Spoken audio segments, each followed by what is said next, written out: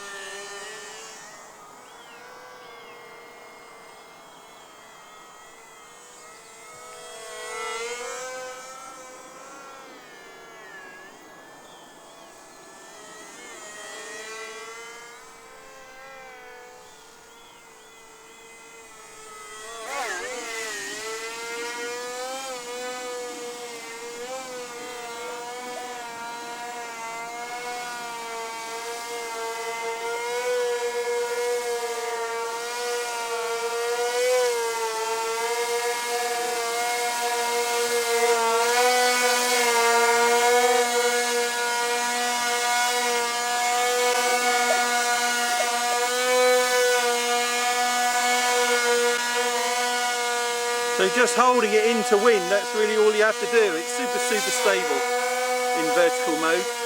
And then one click of a button and it flies away.